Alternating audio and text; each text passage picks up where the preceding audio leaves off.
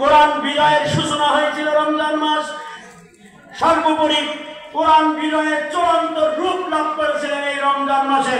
সুতরাং আসুন আজকের বাংলাদেশের জমিনে এই কোরআনকে বিজয়ী করার জন্য বাংলাদেশ জামাত ইসলামী এদের প্রত্যেকটা নাগরিকের কাছে আজকের এই কোরআনের দাওয়াত দিয়ে যাচ্ছে।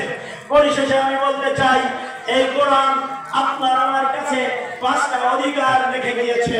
এই 5টি অধিকার প্রত্যেক রোজাদারকে আদায় করতে হবে, তবেই আমরা রমজানের শেষের দশকে ঈদকুম মিনাল্লাহ এটা আমরা লাভ করতে পারবো।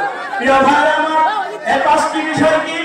অকাল রাসূল ইয়া রাব্বি ইন্না কওমি ইত্তাখাযু হাযাল কুরআন মাহজুরা। কিয়ামতের দিন আমার নবীজি বলবেন, হে আমার রব, আমার উম্মতেরা এই কোরআনকে পরিত্যক্ত কিতাব হিসেবে গ্রহণ করেছিল। কোরআন দিয়ে দেশ চালায় নাই, কোরআন দিয়ে জ্ঞান চালায় নাই, কোরআন দিয়ে অর্থনীতি চালায় নাই, কোরআন দিয়ে সমাজ চালায় নাই। এরা পরিত্যক্ত কিতাব হিসেবে গ্রহণ করেছিল। সূরা ফুরকান আয়াত নম্বর 30 এই আয়াতের ব্যাখ্যায় হাদিসটা এসেছে, 5 শ্রেণীর লোকের বিরুদ্ধে রাসূলুল্লাহ কিয়ামতের ময়দানে মামলা দায়ের করবেন। সরকার মামলা করলে ওই মামলার মিথ্যা হওয়ার পরেও হাইকোর্ট ছাড়া জামিন হয় না। বলুন তো, রাসূল যদি মামলা করে, ওই মামলায় যদি আমি আসামি হই, জামিন পাওয়া যাবে? যেরকম যাবে। তাহলে রাসূলের মামলা যদি জামিন পেতে চান, তাহলে আমাদেরকে 5টা কাজ করা লাগবে। 1 নম্বর হলো মাল্লাম ইয়াকরাউল কোরআন, যে কোরআন পড়তে পারে না রাসূলের মামলা 1ম নম্বরের আসামি হবে। আমরা কি আসামি হব? তাহলে আসামি হওয়া থেকে যদি বাদ যেতে চাই, তাহলে আমাদেরকে অবশ্যই কোরআন পড়া শিখতে হবে।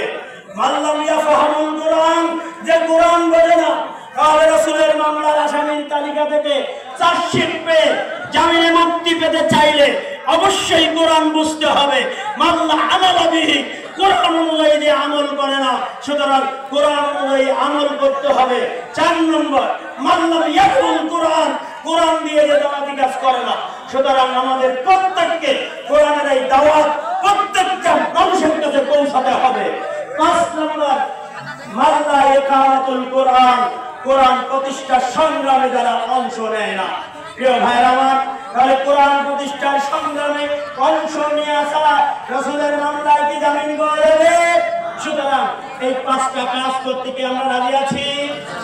কোরআন শিখতে হবে, কোরআন বুঝতে হবে, কোরআন অনুযায়ী আমল করতে হবে, কোরআনের দাওয়াতি কাজ করতে হবে, কোরআন প্রতিষ্ঠার জন্য সংগ্রামে ঝাঁপিয়ে পড়তে হবে।